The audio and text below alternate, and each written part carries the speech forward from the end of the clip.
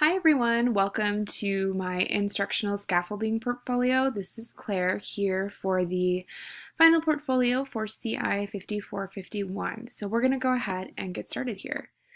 I made an Adobe Spark presentation, so I have laid out here, as you can see, kind of an introduction of the 5 key instructional strategies that I'm going to be focusing on. And so I figured I would kind of walk you through my presentation and talk a little bit about why I chose each of the strategies and some suggestions for how we might all use them in our future classrooms together. So the first resource I looked at was Freire and Macedo's Reading the World. We started talking about this really early on in the course, but it's stuck with me ever since.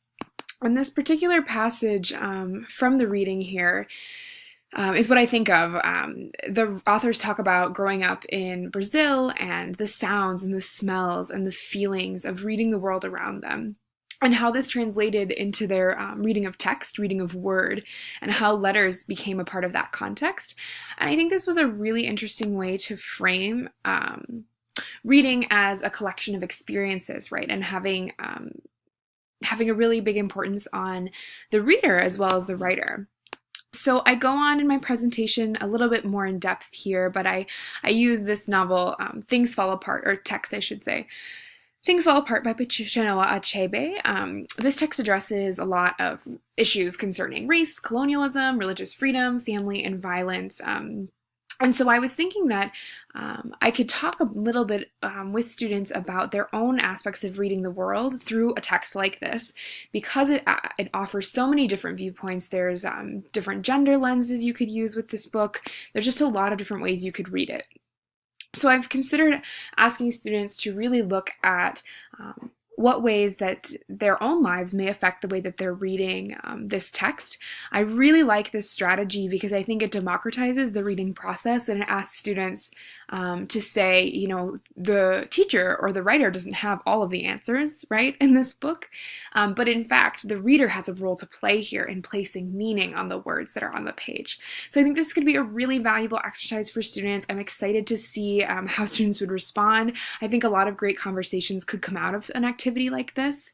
A couple questions I have right here. I'm wondering, worrying about perhaps essentializing or generalizing students' experiences. This is obviously a deeper topic to dive right into. I probably wouldn't want to pull this in at the beginning of the year and might save this for a bit older range of students. But I was thinking of a couple ways to scaffold proper, I put in quotation marks, but effective ways to communicate these experiences that they've had from reading the world into reading the text, right? So reader to text, text to world, and then my ideas for kind of getting students comfortable about talking about these experiences are listed below. So I thought about poetry, maybe some of those circles we had practiced in Abby BT's class with Elise, or even some oral storytelling as a large group. So moving on to resource number 2 was the metacognitive conversations, otherwise known as talking to the text. As you'll probably see throughout my presentation, I was really drawn to this idea of democratizing the text experience for students. One of the things I know we've been looking at as a pedagogical technique is having students become engaged and invested in the material based on their own experience. And I think this is so true to at least my own learning and learning I've observed at my field site and in classrooms. So I really like this idea of capturing the reading process because I think that it is a really good way to have students reflect, but also use that reflection to move forward. So I talk a little bit about that here and how I see metacognitive conversations being really valued to that process. I use the example of a New York Times article on net neutrality. It's linked here, so you can go ahead and click on that if you'd like. Because I could do a worksheet, or we could do a facilitated jigsaw or small group and have students relate this back first to develop their own understanding of the article's content, right? And then we could move into a larger group discussion on perhaps technology and censorship, pulling from a text like 1984 by George Orwell or Feed by Matthew Tobias Anderson.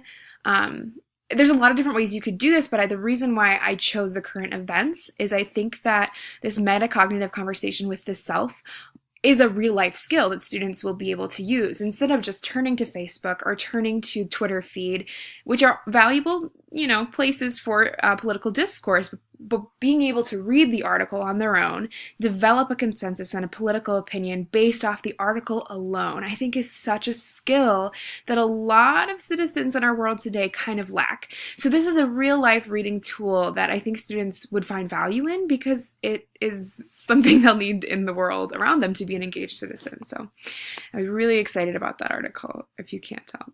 So resource number 3, I was looking at the SPAWN reading strategy. This is fast forwarding a bit to the 10th week of our course, looking at the SPAWN category here. So S for special powers, P, problem solving, A, alternative viewpoints, W, what if, and N, next. This was an acronym developed by Martin and O'Brien in '84. A development of instructional questions, essentially, to ask students for an alternative viewpoint or a prediction to get them thinking about different ways that they've interacted with the text and how they might continue to read and check for understanding. So I thought of The Secret Life of Bees by Sue Monk Kidd, one of my favorites, to use this strategy for. So for example, you might ask for S, you are Lily and you've been granted superpowers. How does your relationship with the Boatwright sisters change? Or W, what if May had never killed herself? I particularly like this strategy for middle school students because I think they love to play the what if game. And they are definitely the kind of students who will be engaged by this scenario and want to kind of put themselves in their shoes because they're at that self-centered point in cognitive development. So that was good there. Resource number 4, I chose the selective reading guide. I saw this. Here are 3 articles here. You can click to enlarge them if you want and kind of move through. One of them here is a selective reading guide that David had given us as an example. Another one is the one that myself, Danny, and Jake created for our micro-teaching group. And then this one is actually a final take-home exam that my CT and my field site created using the selective reading guide strategy for Fahrenheit 451. I was really drawn to this strategy in particular because of the ways I saw it working in my own teaching practices through micro-teaching and then with my CT as well. And if you want to learn more about that I go into more detail right there. So for the sake of time, I would like to wrap up by talking about resource number 5, which would be Paris and Elam's culturally sustaining pedagogy. I think this was definitely a hotly contested article among our cohort, partially the reason why I chose it. The article is What Are We Seeking to Sustain Through Culturally Sustaining Pedagogy? A Loving Critique Forward. It comes to us from 2004. I read a lot here. You can go through and read it if you'd like, but essentially what I loved so much about this article is that it's doing exactly what we've asked our students to do, right? Question, critique, and move forward beyond our old ways of thinking, not to have a stuck understanding of the world around us, but to constantly be moving forward in our understandings.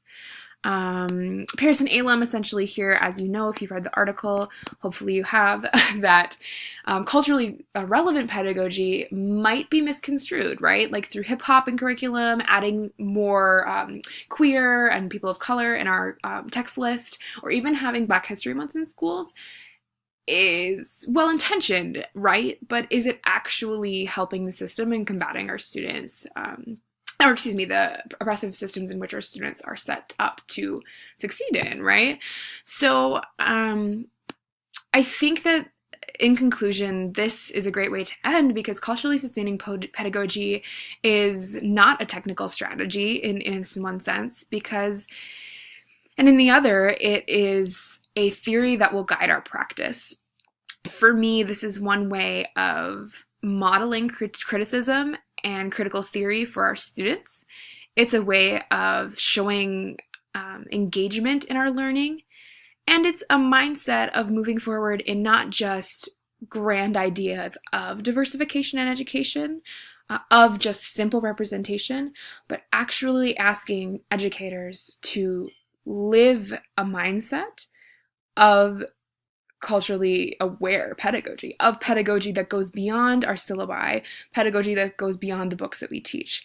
I think this is so important. I go over this again up here for English language arts teachers because without a mindset or theory like this to guide us, or these own theories or ideas of our own, I worry that we will continue to perpetuate systems of violence and oppression in our schools and with our students and disable them from a positive reading experience. So anyway, that is the ending of my presentation. My works cited are throughout the presentation underneath photos. You'll see them here.